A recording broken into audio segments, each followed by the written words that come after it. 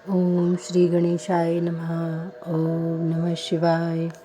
प्रयाग में समस्त महात्मा मुनियों द्वारा किए गए यज्ञ में दक्ष का भगवान शिव को तिरस्कार पूर्वक शाप देना तथा नंदी द्वारा ब्राह्मण कुल को शाप प्रदान, भगवान शिव का नंदी को शांत करना।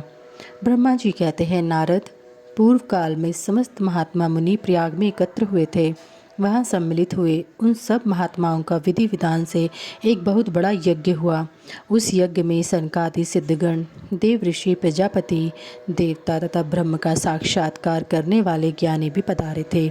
मैं भी मूर्तिमान महातेजस्वी निगमों और आगमों से युक्त हो सपरिवार वहाँ गया था। अनेक प्रकार के उत्सवों के साथ वहाँ उनका विचित्र समाज जुटा था। नाना शास्त्रों के संबंध में ज्ञान चर्चा एवं वाद विवाद हो रहे थे। मुने उसी समय उसी अवसर पर सती तथा पार्षदों के साथ त्रिलोक हितकारी सृष्टिकर्ता एवं सबके स्वामी भगवान रुद्र भी वहां आ पहुँचे। भगवान शिव को आया देख संपूर्ण देवताओं, सिद्धों तथा मुनियों ने और मैंने भी भक्ति भाव से उन्हें प्रणाम किया और उनकी स्तुति की। फिर शिव की आज्ञा पाकर सब लोग प्रसन्नतापूर्वक यथास्थान बैठ गए। भगवान का दर्शन पाकर सब लोग संतुष्ट थे और अपने सौभाग्य की सराहना करते थे। इसी बीच में प्रजापतियों के भी पति प्रभु दक्ष, जो बड़े तेजस्वी थे, अकस्मात घूमते हुए प्रसन्नतापूर्वक वहाँ आए। वे मुझे प्रणाम करके मेरी आज्ञा ले वहाँ बैठे। दक्ष उन दिनों समस्त ब्रह्मांड के अधिपति बनाए गए थे, अतएव सबके द्वारा सम्मान्य थे, परंतु अपने इस गौरवपूर्ण पद को लेकर उनके मन में बड़ा अहंकार था, क्योंकि वे तत्वज्ञान से शून्य थे। उस समय समस्त देव ऋषियों ने नतमस्तक हो स्तुति और प्रणाम के द्वारा दोनों हाथ जोड़कर उत्तम तेजस्वी दक्ष का आदर सत्कार किया। परंतु जो नाना प्रकार के लीला विहार करने वाले सबके स्वामी और उत्कृष्ट लीलाकारी स्वतंत्र परमेश्वर हैं, उन महेश्वर ने उस समय दक्ष को मस्तक नहीं झुकाया। वे अपने आसन पर बैठे ही रह गए, खड़े होकर दक्ष का स्वागत नहीं किया। महादेव जी को वहाँ मस्तक झुकाते न देख मेरे पुत्र प्रजापति दक्ष मन ही मन अप्रसन्न हो गए। उन्हें रुद्र पर सहसा क्रोध हो आया। विज्ञान शून्य तथा महान अहंकारी होने के कारण महाप्रभु रुद्र को क्रूर दृष्टि से देखकर सबको सुनाते हुए उच्च स्वर से कहने लगे। दक्ष ने कहा, ये सब देवता, असुर, श्रेष्ठ ब्राह्मण तथा ऋषि मुझे विशेष रूप से मस्तक झुकाते हैं, परंतु वह जो प्रेतों और पिशाचों से घिरा हुआ महामनस्वी बनकर बैठा है, वह दुष्ट मनुष्य के समान क्यों मुझे प्रणाम नहीं करता। शमशान में निवास करने वाला यह निर्लज्ज मुझे इस समय प्रणाम नहीं करता। इसका क्या कारण है? इसके वेदोक्त कर्म लुप्त हो गए हैं। यह भूतों और पिशाचों से सेवित हो मतवाला बना फिरता है और शास्त्रीय विधि की अवहेलना करके नीति मार्ग को सदा कलंकित किया करता है।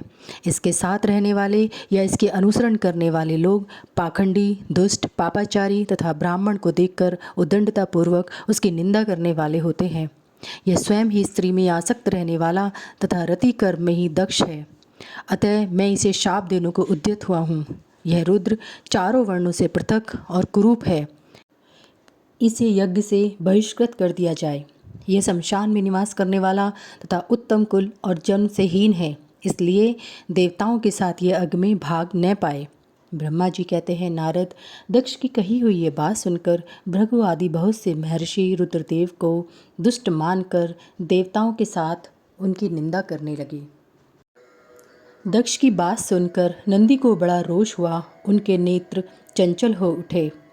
वे दक्ष को शाप देने के विचार से तुरंत इस प्रकार बोले। नंदीश्वर ने कहा, अरे महामूढ़, दुष्ट बुद्धि शठ दक्ष, तूने मेरे स्वामी महेश्वर को यज्ञ से बहिष्कृत क्यों कर दिया? जिनके स्मरण मात्र से यज्ञ सफल और तीर्थ पवित्र हो जाते हैं, उन्हीं महादेव जी को तूने शाप कैसे दे दिया? दुर्बुद्धि दक्ष, तूने ब्राह्मण जाति की चपलता से प्रेरित हो इन रुद्रदेव को व्यर्थ ही शाप दे डाला है। महाप्रभु रुद्र सर्वथा निर्दोष हैं, तथापि तूने व्यर्थ ही उनका उपहास किया है। ब्राह्मण धाम, जिन्होंने इस जगत की सृष्टि की है, जो इसका पालन करते हैं और अंत में जिनके द्वारा इसका संहार होगा, उन्हीं इन महेश्वर रूप को तूने शाप कैसे दे दिया? नंदी के इस प्रकार फटकारने पर प्रजापति दक्ष रोष से आग बबूला हो गए। और उन्हें शाप देते हुए बोले, अरे रुद्रगणों, तुम सब लोग वेद से बहिष्कृत हो जाओ, वैदिक मार्ग से भ्रष्ट तथा महर्षियों द्वारा परित्यक्त हो पाखंडवाद में लग जाओ और शिष्टाचार से दूर रहो। सिर पर जटा और शरीर में भस्म एवं हड्डियों के आभूषण धारण करके मद्यपान में आसक्त रहो। जब दक्ष ने शिव के पार्षदों को इस प्रकार शाप दे दिया, तब उस शाप को सुनकर शिव के प्रिय भक्त नंदी अत्यंत रोष के वशीभूत हो गए। शिलाद पुत्र नंदी भगवान शिव के प्रिय पार्षद और तेजस्वी हैं। वे गर्व से भरे हुए महा दुष्ट दक्ष को तत्काल इस प्रकार उत्तर देने लगे। नंदीश्वर बोले, अरे शठ दुर्बुद्धि दक्ष, तुझे शिव के तत्व का बिल्कुल ज्ञान नहीं है, अतः तूने शिव के पार्षदों को व्यर्थ ही शाप दिया है। अहंकारी दक्ष, जिनके चित्त में दुष्टता भरी है, उनका भृगु आदि ने भी ब्राह्मण तत्व के अभिमान में आकर महाप्रभु महेश्वर का उपहास किया है। अतः यहाँ जो भगवान रुद्र से विमुख तुझ जैसे दुष्ट ब्राह्मण विद्यमान हैं, उनको मैं रुद्रदेव के प्रभाव से शाप दे रहा हूँ। तुझ जैसे ब्राह्मण कम फल के प्रशंसक वेदवाद में फंसकर वेद के तत्व ज्ञान से शून्य हो जाएं। वे ब्राह्मण सदा भोगों में तन में रहकर स्वर्ग को ही सबसे बड़ा पुरुषार्थ मानते हुए स्वर्ग से बढ़कर दूसरी कोई वस्तु नहीं है ऐसा कहते रहें तथा क्रोध, लोभ और मद से युक्त हो निर्लज्ज भिक्षुक बने रहें। कितने ही ब्राह्मण वेद मार्ग को सामने रखकर शूद्रों का यज्ञ कराने वाले और दरिद्र होंगे, सदा दान लेने में ही लगे रहेंगे। दूषित दान ग्रहण करने के कारण वे सबके सब नरगामी होंगे।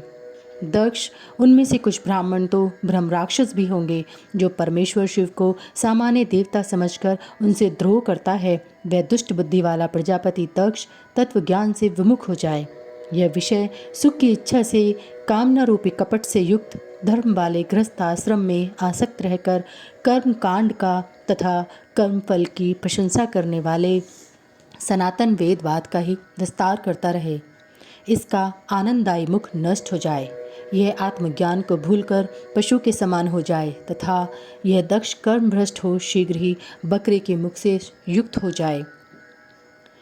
इस प्रकार कुपित हुए नंदी ने जब ब्राह्मणों को और दक्ष ने महादेव जी को शाप दिया, तब वहाँ महान हाहाकार मच गया।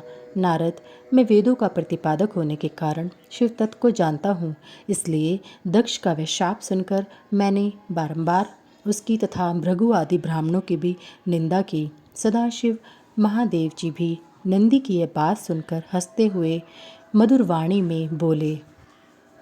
वे नंदी को समझाने लगे। सदाशिव ने कहा, नंदी, मेरी बात सुनो, तुम तो परम ज्ञानी हो, तुम्हें क्रोध नहीं करना चाहिए। तुमने भ्रम से यह समझकर कि मुझे शाप दिया गया, व्यर्थ ब्राह्मण कुल को शाप दे डाला। वास्तव में मुझे किसी का शाप छू ही नहीं सकता, अतः तुम्हें उत्तेजित नहीं होना चाहिए। वेद मंत्राक्षर में और सूक्त में है, उसके प्रत्येक सूक्त में समस्त देहधारियों के आत्मा प्रतिष्ठित है, अतः उन मंत्रों के ज्ञाता नित्य आत्मवेत्ता हैं। इसलिए तुम रोषवश उन्हें शाप न दो। किसी की बुद्धि कितनी ही दूषित क्यों न हो, वह कभी वेदों को शाप नहीं दे सकता।